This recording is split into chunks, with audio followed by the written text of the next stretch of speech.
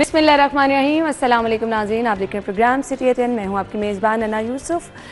उम्मीद है कि जी आप ठीक ठाक होंगे। बारिशों के सीज़न में बहुत सारी मुश्किलात होती हैं जी, तो बहुत ज़्यादा मोहतात आपको ड्राइविंग भी करनी है, अपने इर्द गिर्द चीज़ों का ख्याल भी रखना है। रोड पे हैं तो बड़े ज़िम्मेदार तरीके से ड्राइविंग कीजिए, अपने साथ साथ दूसरों का भी ख्याल रखिए। बल्कि याद रहेगी वो तमाम चीज़ें हैं जो हम टाइम टू टाइम आपके साथ शेयर करते रहते हैं। घरों में अगर आप मौजूद हैं तो अपनी छतों पर देखें, पानी को गैर ज़रूरी तौर पर जमा ना होने दें। बहुत सारे नाखुशगवार वाक़यात ये छोटी छोटी गलतियों की वजह से हम देखते हैं। वेदर के अकॉर्डिंग ही हम अपना प्रोग्राम भी डिज़ाइन करते हैं और हमारी मैक्सिमम कोशिश ये होती है कि हम हर उस टॉपिक पे बात करें जिससे रिलेटेड लोगों को मसाइल रहते हैं। तो बहुत सारे लोगों ने हमसे बहुत सारे सवालात पूछे थे, तो हमने कहा क्यों ना हम माहिरीन की राय आपके साथ शेयर करें ताकि आपके मसाइल भी हल हो सके। मानसून में बच्चों को कौन कौन से प्रॉब्लम हो जाते हैं? अब लोग कहते हैं जी बच्चे का वेदर चेंज के साथ नज़ला ज़ुकाम बुखार भी हो जाता है। आजकल बच्चों को बुखार के बहुत ज़्यादा इशू हो रहे हैं, फिर इसके साथ साथ पेट ख़राब का बहुत बड़ा मसला है। और इसके साथ साथ हम अक्सर जो चीज़ें नज़रअंदाज कर देते हैं वो बच्चे की रूटीन वाली वैक्सीनेशन है, उसके असरात क्या होते हैं, वो टाइम टू टाइम अपीयर की सूरत में होते हैं अगर हम इन चीज़ों को नज़रअंदाज कर दें। हमारे साथ चाइल्ड स्पेशलिस्ट मौजूद हैं जी, डॉक्टर शहराम। उनको अपने प्रोग्राम में खुशामदीद कहेंगे। अस्सलाम वालेकुम डॉक्टर साहब। वालेकुम सलाम जी, thank you very much. Thank you so much, आपके टाइम का भी बहुत बहुत शुक्रिया। मानसून चल रहा है, सो चिल्ड्रन हॉस्पिटल में अमूमी तौर पर किन किन प्रॉब्लम्स के साथ जो है वो बच्चे प्रेजेंट कर रहे हैं?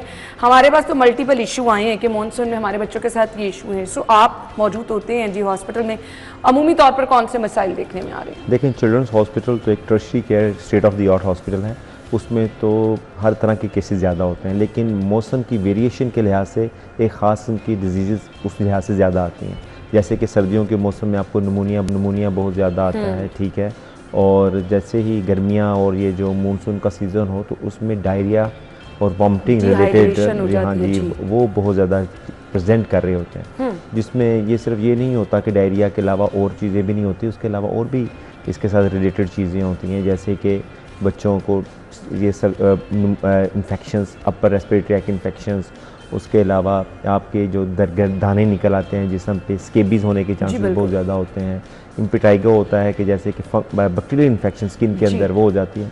और एक वैसे ये डिजीज़ तो नहीं है, लेकिन ये एक इलेक्ट्रिक शॉक्स के लिहाज से बच्चे बहुत ज़्यादा हो जाते हैं कि इलेक्ट्रिक करंट के लिहाज से बच्चे प्रेजेंट करते हैं। मौसम के अकॉर्डिंग ये प्रॉब्लम होती है मानसून में ना, बेल गिर लिया बच्चे ने, छेड़ दिया, घर में आयरन लगे बच्चे ने पकड़ ली। बिल्कुल एग्जैक्टली, वो क्योंकि शॉर्ट होती हैं वायर्स, उसके लिहाज से भी बच्चे हमारे साथ अच्छा, प्रेजेंट कर रहे होते हैं। वेदर के अकॉर्डिंग है तो कुछ इसकी एहतियात बता दे, खुदा न खास्ता अगर घर में बच्चे को यूँ गया तो फर्स्ट एड के तौर पे क्या करना चाहिए? देखिए, बच्चे को एक तो है कि वो पीछे से, अगर करंट के लिहाज से आप पूछ रहे हैं तो बच्चों को यह है कि उसके एक्सेसिबल पॉइंट्स पे ना जाने दें, क्योंकि ज़्यादातर बच्चे वो होते हैं जिनको इनके मतलब आइडिया नहीं होता, जो वो खेलते रहते हैं, उंगली हाथ में डाल, क्रॉलिंग स्टेज पे होते हैं। उसमें यह है कि वो बच्चों को जो नीचे वाले हैं उसको कवर करके रखें, वो जो टेप वगैरह लगा दें या ताकि वो बच्चे उसकी उंगलियां ना डाल सकें। और इसके अलावा ये जो होता है कि जब मॉप करके उस एरिया को खुश्क रखें, क्योंकि ज़्यादातर जब होता है कि जब वो बच्चा कहते हैं गीला होता है, सोगी टाइप होता है, तो उसमें करंट ट्रांसमिशन के चांसेस ज़्यादा होते हैं। लेकिन अगर ये हो जाए तो इस सबसे इंपॉर्टेंट चीज़ ये है कि उसको करंट को रोक के आप फ़ौरन डॉक्टर के पास लेके जाएं, इमरजेंसी में लेके जाएं, क्योंकि उसमें जो होता है ना कि इसका जो करंट थ्रू करता है वो पूरा बॉडी के थ्रू करता है, जिसकी वजह से आपकी जो मसल्स पे असर आता है, हार्ट पे असर आता है, आपकी किडनीज पे असर आ सकता है। और बच्चे ज़्यादा सेंसिटिव होते हैं तो उसमें कार्डियक एक्टिविटी डिसरेगुलेट हो सकती है। तो इस लिहाज से भी आपने इसको कवर करना है कि अगर आपको लगता है कि फ़ौरन तौर पर कोई मसला नहीं है, लेकिन फिर भी आपने इसको मॉनिटर करना है और डॉक्टर के पास जाके ज़रूर चेक करवाना है। ये लाजमी प्लीज़ कीजिए। बाकी अल्लाह ताला सबको महफूज रखे। ये मौसम की वजह से मेरे जहन में आया, गली मोहल्लों में पानी जमा हो जाता है, बच्चे बाहर निकल आते हैं, तो उससे तो लाजमी तौर पर कोई स्किन डिजीज़ हो जाती होगी। हम नहीं एहतियात करते ना, कीड़े मकोड़े होते हैं, गंदा पानी होता है। देखें, वो ना बच्चों के लिए तो जो कि सब एरियाज़ पे रहते हैं, सब जहाँ पे वो जो हाइजीनिक कंडीशन ज़्यादा बेहतर नहीं होती, तो वो जब बच्चे पानी में जाके खेलते हैं तो मैंने जैसे आपको बताया स्केबीज जो खारिश है वो होनी बच्चों में पड़ जाती है। उसके अलावा इम्पेटाइगो, बैक्टीरियल इन्फेक्शंस होने के चांसेस बहुत ज़्यादा होते हैं। और जो मोस्ट कॉमन कंडीशंस होती हैं ना, वो होती हैं फूड बॉर्न डिजीज़ या जो है वाटर बॉर्न डिजीज़, जिसमें टाइफाइड है, हेपेटाइटिस ए है, आपका कॉलरा है, वो भी डायरिया की किस्म है, लेकिन वो बहुत सीवियर फॉर्म है कॉलरा। तो ये मोस्ट कॉमन है जो कि बच्चों में प्रेजेंट करती हैं। लेकिन इसके अलावा जो चीज़ें हैं जो कि हम इसको रिलेट करते हैं उसके साथ, क्योंकि जब पानी खड़ा होता है ना तो आपकी वेक्टर बॉर्न डिजीज़ मॉस्किटो बहुत ज़्यादा ब्रीड होते हैं, जिसकी वजह से आपको मलेरिया, डेंगू, चिकनगुनिया, ये वो हैं जो कि वेक्टर बॉर्न डिजीज़ हैं जो कि मॉस्किटो से जाती हैं। जी बिल्कुल। एक तो पानी पीने के लिहाज से गंदी हाइजीन होने की वजह से डिजीज़ होती हैं, एक ज़्यादा मॉस्किटो होने की वजह से भी डिजीज़ होती हैं। तो इससे भी आपने अवॉइड करना है कि जहाँ अगर पानी खड़ा है तो उसको अवॉइड करें। जैसे कि डेंगू की हमारी गवर्नमेंट बहुत ज़्यादा मॉनिटरिंग करती है, जी बिल्कुल। तो इसकी वजह से हमारे डेंगू की बहुत ज़्यादा कम हो गई है इंसिडेंट्स, और हमारी बड़ी अच्छी सर्विलेंस है गवर्नमेंट ऑफ पंजाब की इस लिहाज बिल्कुल से। ऐसे ही है। डॉक्टर साहब, मॉनसून में पेट खराब होने की शिकायत और फिर ये सुबह के डायरिया और फिर डिहाइड्रेशन, क्या करना है, इससे बचना कैसे है? देखिए, डिहाइड्रेशन जैसे कि मुख्तलिफ जो डिजीज़ हैं ना, जैसे कि एक्यूट वाटरी गैस्ट्रोएंटेराइटिस है जो कि गंदे पानी की वजह से, गंदी खुराक की वजह से होता है। टाइफाइड में भी ये हो सकता है, और भी कई कंडीशन है जिसमें डायरिया हो जाता है। जो डायरिया है ना, उसका जो मेन इलाज है, उसकी जो प्रिवेंशन है, एक तो जी कि वो ये होने ना दिया जाए। उसके लिए आप पानी बॉयल करके यूज़ करें, हाइजीनिक कंडीशंस को मॉनिटर करें, खाना जो पड़ा हुआ है उसको जल्दी यूज़ करें, पड़ा ना रहने दें, क्योंकि इस एनवायरनमेंट में बैक्टीरियल ग्रोथ बहुत ज़्यादा होती है। ठीक है, हम नॉर्मली करते हैं ना, फ्रिज में खाना रख दिया, 1-2 दिन पुराना पड़ा है, उसको बाहर निकाल के रखा, फिर उसको गर्म किया, तो वो प्रॉब्लम होती है। तो ये करें कि एज अर्ली एज पॉसिबल वो ख़त्म करें, और जो फल है उसको काट के ना रखें, उसको जब भी यूज़ करें फ़ौरन यूज़ करके मुकम्मल करके खा लें, ताकि अगर उसमें बैक्टीरियल होने की ग्रोथ ज़्यादा होती है जिससे बैक्टीरियल इन्फेक्शन होने के चांसेस बढ़ जाते हैं। और जब एक दफ़ा डायरिया हो जाए, ठीक है, तो उसके लिए आपका जो मेन ट्रीटमेंट होता है, ये याद रखने वाली बात है कि उसको ORS दें, कि बच्चे को पानी की कमी नहीं होनी चाहिए। बाकी सेकेंडरी है कि जी इन्फेक्शन किस वजह से हुई, कैसे हुई, क्या और वजह है, इसको कैसे ठीक किया जा सकता है। बिल्कुल फर्स्ट एड जो आप डॉक्टर पे भी ले जाने से पहले घर में स्टार्ट ORS उसका कोई सेकंड थॉट नहीं है। ठीक है, आपने ORS देना है ताकि बच्चे को किसी किस्म की कोई पानी की कमी ना हो, क्योंकि ORS पानी की कमी की वजह से सारी कॉम्प्लिकेशंस डेवलप होती हैं, क्योंकि उसकी वजह से डिहाइड्रेशन की वजह से blood flow to different organs वो कॉम्प्रोमाइज़ हो जाता है। अच्छा डॉक्टर साहब, मैं बहुत सारे लोगों को देखती हूँ होम रेमेडीज़ पे आ जाते हैं, बच्चों को कहवे बना के देना शुरू कर दिए, बच्चों को चावलों का पानी देना शुरू कर दिया। आप डॉक्टर के पास नहीं लेके जाते, पहले आपने होम रेमेडीज़ पे आ जाते हैं। तो ये होम रेमेडीज़ इफेक्टिव होती हैं? डेफिनेटली। देखें, ये हमारी ना ओवर द ईयर्स इन्होंने एक्सपीरियंस की होती है चीज़ें, उनमें कोई डेफिनेट कोई ट्रीटमेंट थॉट्स होते हैं, और बाज़ को साइंटिफिकली प्रूवन भी हो जाती हैं। जैसे कि आप कहवा भी दे सकते हैं, जैसे कि गला ख़राब है, नज़ला ज़ुकाम है, तो उसमें कहवा इस ट्रीटमेंट के आप दे सकते हैं उसमें। और इसके अलावा जो चावलों का पानी है उसमें अगर नमक डाल के दें या वैसे भी दें तो it is alternative to ORS। जी ठीक। जैसे पिच का पानी कहते हैं, जो चावलों का पानी निकाल के वो दे सकते हैं। शिकंजवीन जो होती है, शिकंजवी जो होती है, जो आप पंजाबी में आप कहें, वो आप दे सकते हैं। ठीक है, these are the home remedies, और ये बाज़ का साइंटिफिकली प्रूवन भी हैं। लेकिन बाज़ औक़ात कुछ लोग ना उसको ओवरवेल्म करके लोगों की बातों में आके कुछ ऐसी ट्रीटमेंट भी देते हैं जो कि उसके लिए ट्रीटमेंट बच्चों के लिए ठीक नहीं है, और उसके ट्रीटमेंट को फ़ायदा नहीं बल्कि नुकसान हो जाता है। जैसे कि कुछ लोग चाय देना शुरू कर देते हैं, हाँ जी, कि जी चाय पिए, चाय से जी डायरिया ठीक होता है, नज़ला ज़ुकाम ठीक हो जाता है, बच्चों में ताकत आती है, गर्माइश आती है। ये ऐसा बिल्कुल नहीं है। ठीक है, अगर चाय देने से बच्चों को आयरन की कमी हो जाती है, सही। और बच्चों को जो उसकी ग़िज़ाइयत में और कमी हो जाती है, भूख कम लगना शुरू हो जाती है, इरिटेबिलिटी बढ़ जाती है। बस ये एक आपको मिसाल दे रहा हूँ मैं, और भी कई ऐसी चीज़ें हैं जो हम देखते हैं बच्चों में, और उस माँ बाप को जो फॉलो करते हुए, लेकिन वो बच्चों के लिए ठीक नहीं है। लेकिन अगर कोई आपको मसला है तो फौरी तौर पर अगर आपको कोई होम रेमेडी जो कि प्रूवन वो यूज़ करें, लेकिन करीबी डॉक्टर को ज़रूर चेक करवा लें, क्योंकि चीज़ बड़े ना हो। लगता है कि पेट खराब है, डायरिया है, तो जहाँ कहीं भी ले डॉक्टर साहब इसको ड्रिप लगा दें। देखें, ड्रिप तो हम तब लगाते हैं जब इसकी सीवियरिटी हो बहुत ज़्यादा। सिर्फ एक कंडीशन है जिसमें हम ड्रिप लगाते हैं जो कि रिकमेंडेड है, कि जब बच्चा वॉमिटिंग कर रहा हो और इनटेक कुछ ना हो, बच्चा बेहोश हो और मुंह के ज़रिए ना ले सकें। देखें, ये चीज़ याद रखें कि जो अल्लाह ताला का निज़ाम है ना, वो सबसे बेस्ट निज़ाम है। अल्लाह ताला ने जो निज़ाम हम पे रखा हुआ है ना, वो जो है कि जी मुँह के ज़रिए खाएँ। ठीक है, तो जो पानी वगैरह जो हम पानी मुंह से लेते हैं, गैस्ट्रोइंटेस्टाइनल ट्रैक्ट से जाता है, वो बेस्ट है। लेकिन IV से ड्रिप लगाने से हम सिर्फ उस कंडीशन में जो मैंने आपको बताई हैं, अगर परसिस्टेंट वॉमिटिंग है, बच्चा होश नहीं कर रहा, तो उस सूरत में हम कहते हैं कि ड्रिप ज़रूर लगानी है, और बच्चे की जान को ख़तरा है। ठीक है, कि उसकी बहुत ज़्यादा सीवियर डिहाइड्रेशन हो गई, आँखें अंदर की तरफ चल गई हैं, बच्चा होश नहीं कर रहा, शुगर की कमी हो गई है, तो दैट्स वाई फिर हम ज़रूर लगवाते हैं। तो उसको तो ज़रूर लगती ही लगती है फिर। अब लोगों को ना रीज़न समझ नहीं आती। समटाइम हम कहते हैं अच्छा पेट खराब हुआ, मोशन इसलिए आ रहे हैं, बच्चा दांतों पे है। बार बार हमें नहीं पता होता कोई हाइजीन का इशू आ रहा है, तो अक्सर बड़े घर में रिलेट कर देते हैं अगर बार बार मोशन आ रहा है तो ये दांतों की वजह से हो रहा है। तो इज़ इट ट्रू? देखिए, दांतों की वजह से डायरिया कभी नहीं लगता, क्योंकि मैं लोगों को ये समझाता हूँ, ये कॉमन प्रैक्टिस है, आपको पता भी है कि ये दांत पहले 6-7 माह पे रेगुलरली आम रूटीन में निकलना शुरू होते हैं और फिर ये 7-8 साल तक पहले ये गिरते हैं, फिर नए दांत दोबारा आते हैं। तो फिर तो ये होना चाहिए कि 7-8 साल तक डायरिया ही लगा रहे हैं, ठीक है। हो तो ये नहीं होता, होता ये है कि 7 माह की जो उम्र होती है ना, उस उम्र में बच्चे क्रॉल करना भी सीख रहे होते हैं, क्रॉलिंग भी कर रहे होते हैं, और उनमें एक डेवलपमेंट फिनोमेना है माउथिंग। माउथिंग ये होती है कि हर चीज़ पकड़ के मुंह में डाल लेना। जी बिल्कुल। ठीक है, तो जब बच्चे क्रॉल कर रहे होते हैं या कोई चीज़ पड़ी होती है तो दांत जब निकलते हैं तो उनको दर्द होती है, तो वो दर्द को सूद करने के लिए माँ का दुपट्टा मुंह में डाल लेते हैं, वो बाइट करना शुरू कर देते हैं। अगर उंगली डालें मुंह में तो अक्सर वो बाइट करते हैं, तो वो अपने आप को सूदिंग इफेक्ट दे रहे होते हैं। तो इस वजह से जो भी चीज़ पकड़ के वो हाथ में डाल लें, मुंह में डाल लें, तो उस गंदगी की जाने की वजह से डायरिया हो सकता है। दांत निकलने की वजह से डायरिया नहीं होता। ये एक मिथ है और ये कॉमन एक हमारा लोगों में ना है कि जी ये हो जाता है, तो ऐसा बिल्कुल नहीं है। सही। सो इस चीज़ को तो आप बिल्कुल क्लियर कर लें। खैर ब्रेक लेते हैं, ब्रेक के बाद हम आपके बातचीत का सिलसिला आगे बढ़ाएंगे। स्टे विद अस।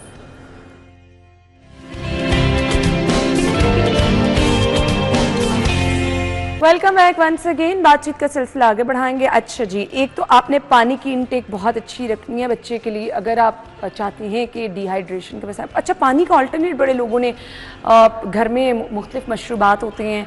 अच्छा, जब बच्चे वो चीज़ें डॉक्टर साहब लेना शुरू करते हैं ना, तो बाकी चीज़ें छोड़ना शुरू कर देते हैं। मैंने बहुत सारे बच्चों को देखा है, सारा दिन आप शरबत देते रहें, वो पीते रहेंगे, भूख ख़त्म हो जाती है। सो इस प्रैक्टिस को कैसे देखते हैं आप? देखें, जब भी डायरिया हो, वॉमिटिंग हो, तो हम ये कहते हैं कि जी हाइपरटोनिक वो चीज़ें होती हैं जिनकी विस्कोसिटी या जिनकी जो चीज़ें हैं वो थिक होता है फ्लूइड, तो वो नहीं देना, उससे डायरिया और वॉमिटिंग ज़्यादा बढ़ जाती है, ठीक है। लेकिन हम जो ये ORS देते हैं उसको हम ये टर्म करते हैं हाइपोस्मोलर ORS। हाइपोस्मोलर जिसकी विस्कोसिटी कम हो, थिकनेस कम हो, आम ज़बान में समझाने के लिए, तो वो बच्चे के जज़ब होने में सलाहियत उसकी ज़्यादा होती है, जज़ब जल्दी होता है और बच्चों की डिहाइड्रेशन जल्दी करेक्ट होती है। बच्चे को आप जो देंगे, क्योंकि उनकी एक टेस्ट डेवलपमेंट हो जाती है उसमें, क्योंकि उन्होंने इस तरह के डेरिवेटिव्स डाले होते हैं जो कि बच्चों को अट्रैक्ट करते हैं उसमें। तो आपने एक तो ये करना है कि ये बच्चों की सेहत के लिए बिल्कुल अच्छा नहीं है, और बच्चों को ना पिकी ईटर्स नहीं बनाना। पिकी ईटर्स से मुराद ये है कि जब माओं को कोई चीज़ नहीं मिलती ना, वो कहते हैं कि चलें जी दूध नहीं पी रहा, मैं कोई मीठी चीज़ डाल के इसमें डाल के दे दूँ तो ये पी लेगा, तो वो अच्छा नहीं कर रही। क्योंकि with in 1 year of life जब हम बच्चे को ग्रोथ हो रही होती है तो वो कहते हैं no added salt, no added sugar, कि किसी भी खाने में ना कोई शुगर ऐड होनी चाहिए, ना कोई साल्ट ऐड होना चाहिए। जो टेस्ट डेवलप आप करते हैं, हाँ जी, वो करते हो तो, और ये बच्चे की सेहत के लिए बिल्कुल अच्छा नहीं होता। इससे ये होता है क्योंकि बेसिकली जो भूख लगने का मैकेनिज्म है ना, वो ये है कि जब आइडियली कि शुगर लेवल डाउन होता है, और जब शुगर लेवल डाउन होता है ना, तो फिर बच्चे को भूख लगती है। तो उस दौरान अगर आप बच्चे को कोई ये जूसेस दे देंगे या फ्रूट्स या कोई और चीज़ें देंगे खाने के अलावा मशरूबात दे देंगे, तो उसकी वो फिर भूख खत्म हो जाएगी। तो इसकी वजह से बच्चों की ग्रोथ भी इफेक्ट होती है, मल्टी विटामिन की कमी भी हो जाती है। तो ये बिल्कुल नहीं करना। आप जितना, मैं ये बार ये लोगों को ये कहता हूँ कि जितना आप नेचर के करीब रहेंगे, नेचुरली चीज़ें देंगे, आपके बच्चे की ग्रोथ उतनी ही अच्छी होगी। और बच्चे की ये नहीं कि सिर्फ फिजिकल ग्रोथ, ज़हनी ग्रोथ भी बहुत ज़बरदस्त। बिल्कुल आपने ठीक कहा डॉक्टर साहब। एक बड़ी आम सी एक हम टर्म सुनते होते हैं, कुव्वत मुदाफ़त।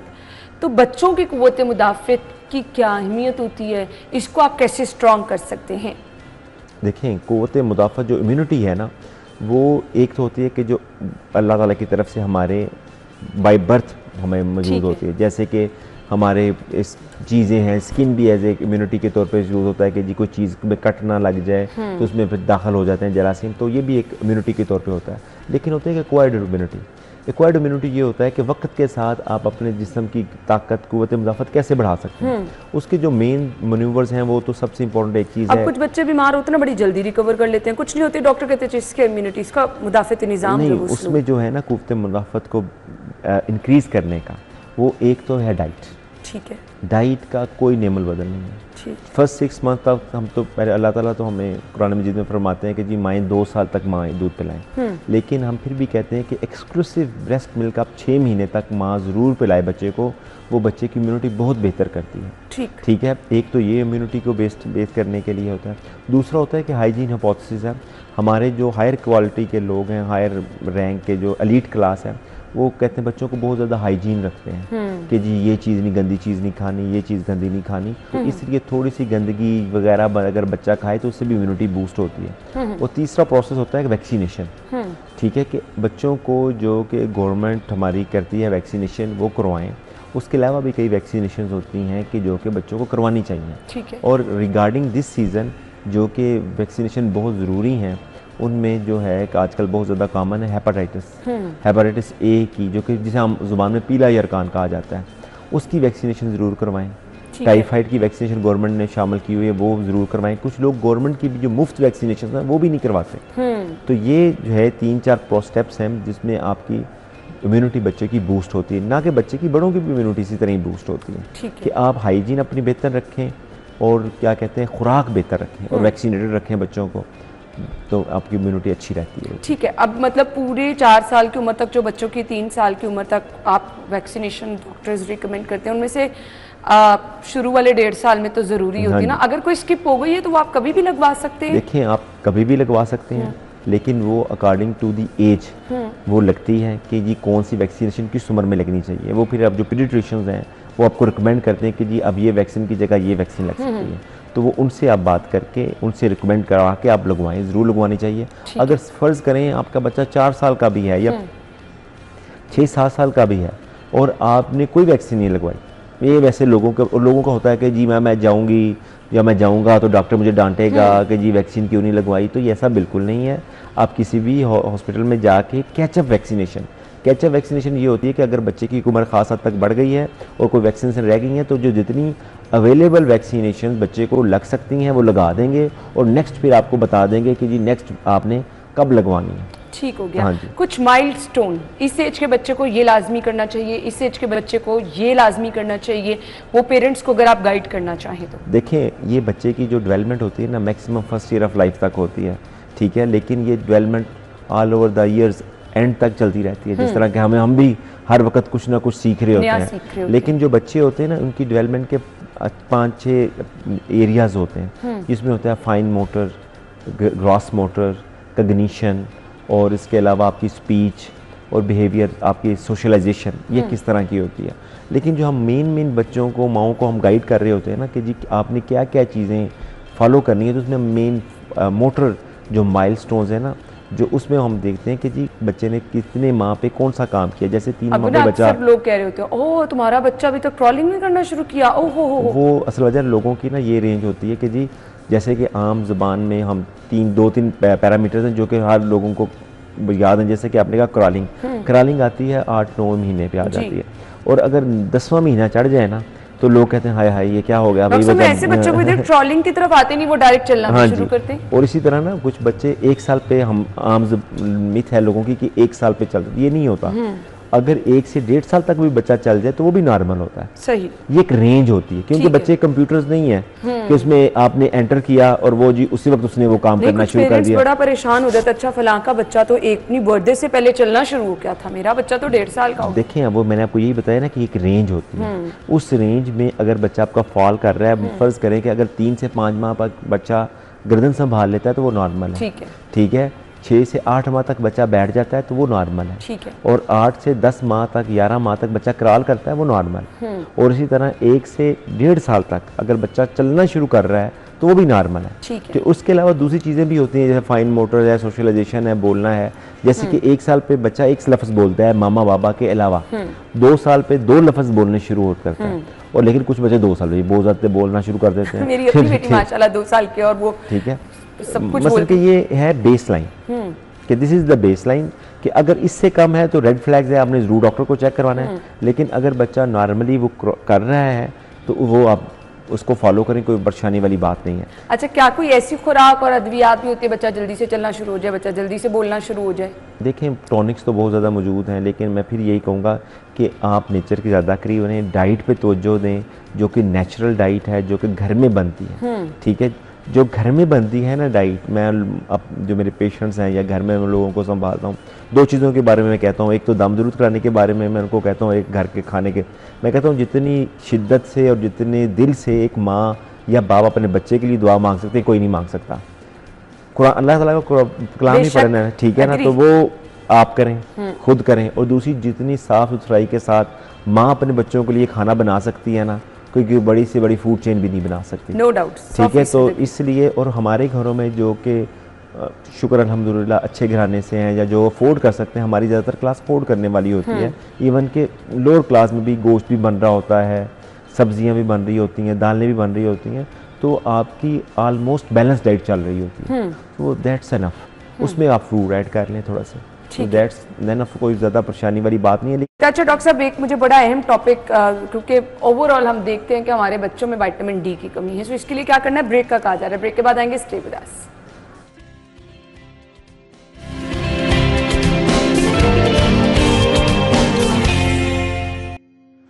Welcome back once again. हम गुफ्तगू का सिलसिला आगे बढ़ाएंगे। यूजुअली बच्चे विटामिन डी की कमी का शिकार होते हैं, वजूहात? देखें, विटामिन डी की कमी जो है मोस्ट प्रेवलेंट है। तो इसमें ये वजह ये होती है कि विटामिन डी जो बनता है वो बनता है सनलाइट से, और सनलाइट भी जो कि नेकेड स्किन पे पड़े, और इसकी खास फ्रीक्वेंसी होती है जो हमारी स्किन पे पड़े, इतनी ड्यूरेशन के लिए पड़े। उसके बाद बच्चे का रंग काला हो जाएगा। हाँ जी, एग्जैक्टली। और हमारा जो है ना ड्रेस कोड इस तरह का है, ये सिर्फ बच्चों में नहीं है, बड़ों में भी विटामिन डी की डेफिशिएंसी है।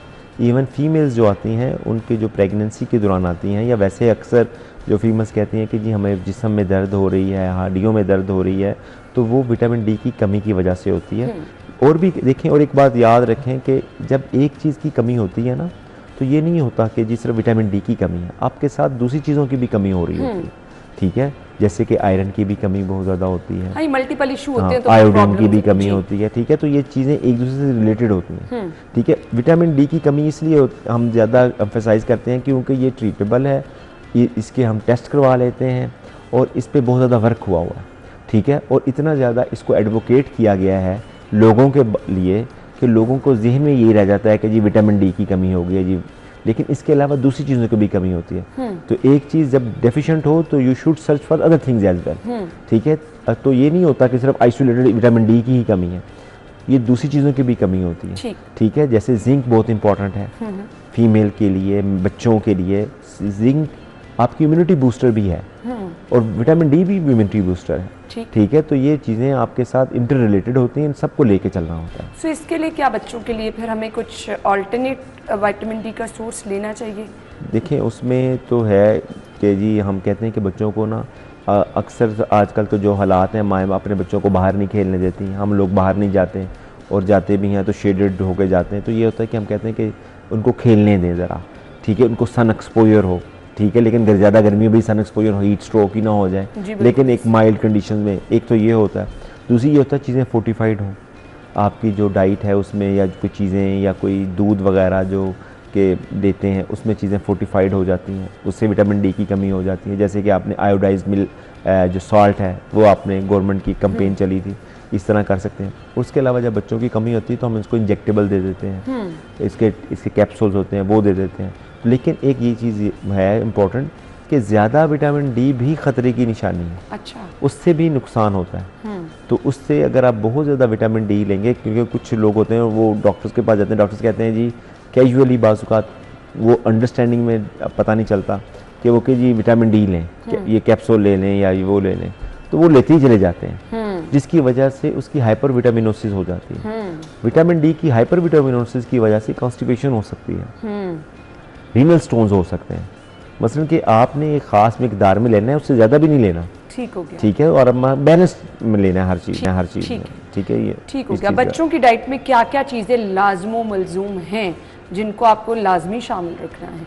देखें, उसमें बच्चों की डाइट में जो है प्रोटीन्स मुनासिब मकदार में, फैट्स और मल्टीविटामिन्स, ठीक है, और फ्रूट्स वगैरह ज़रूर शामिल करें, ताकि बच्चों की जो है ताकत में इजाफा रहे और बच्चे और हाइड्रेट रखें बच्चों को, ठीक है। क्योंकि ये बाज़ का वो जो होते हैं ना, ये जो फ्लूइड्स होते हैं, ये जो ड्रिंक्स वगैरह होते हैं, जो वो बच्चों से अवॉइड हम करवाएं। शेक्स और स्मूदीज वगैरह तो बना के दे सकते वो दे सकते हैं आप, लेकिन उसमें जो होता है ना ज़्यादा चीनी वगैरह डाल के वो आप अब ज़रा रखें, क्योंकि ना फिर बच्चों का वो टेस्ट डेवलप हो जाता है, वो फिर कहते हैं मैंने वही पीना है। और एक चीज़ वो, और ये मैं कहूँगा कि बच्चों को ना पिकी ईटर्स ना बनाएं।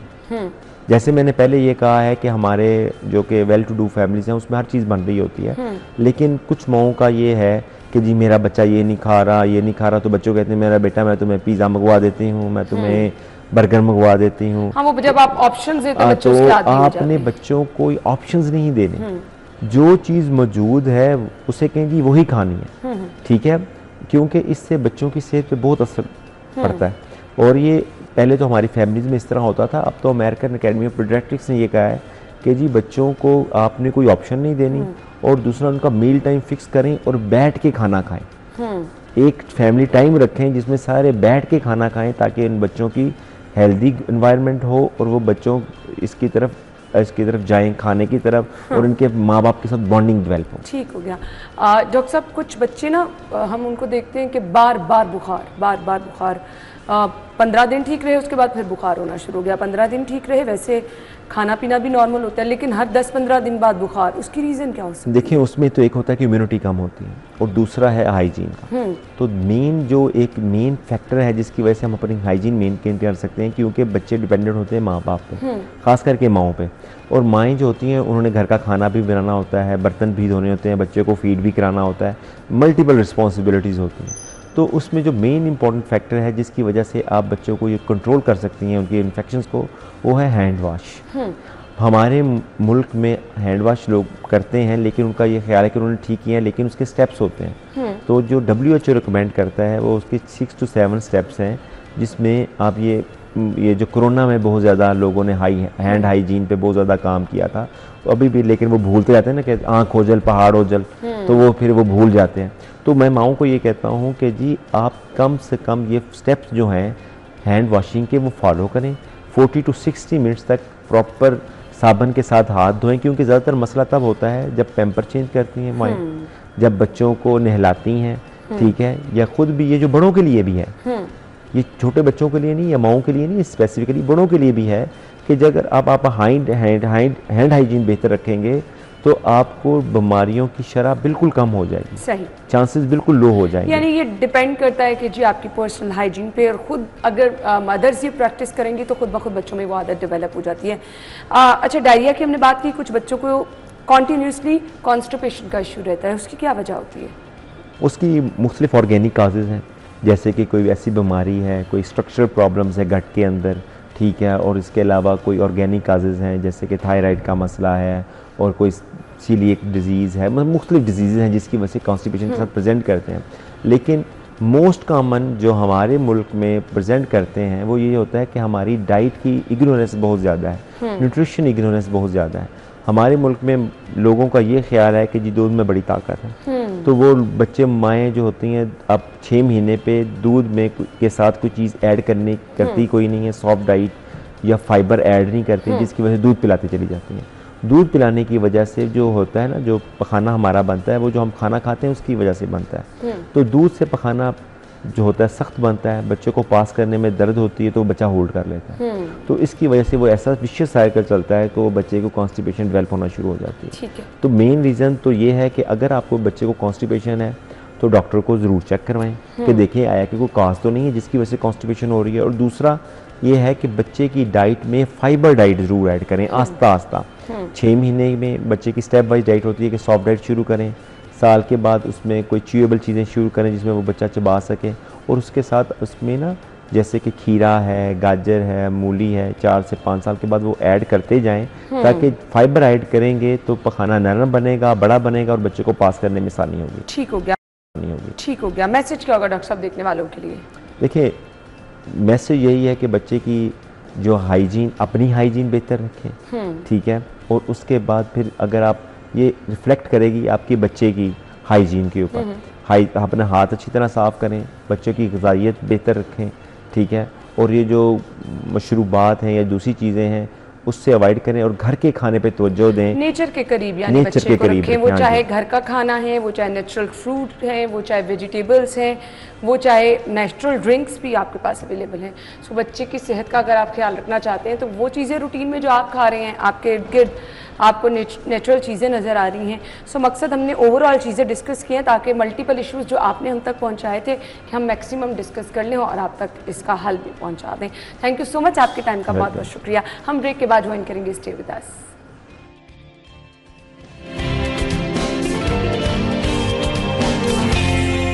Welcome back. सो आज की बर्थडे लिस्ट की तरफ जा रही हैं जी। तलहा बलोच की सालगिरह है, हाइका वकास की सालगिरह है, गंजफर अली अंसारी, मोहम्मद उज़ैर, ज़ैद बिन सुहेल की सालगिरह है, अब्दुल रहीम की सालगिरह है और इसके बाद मुबीन, मोहम्मद शाफी और हसनैन। आप सब लोगों को बहुत मुबारकबाद, हैप्पी बर्थडे।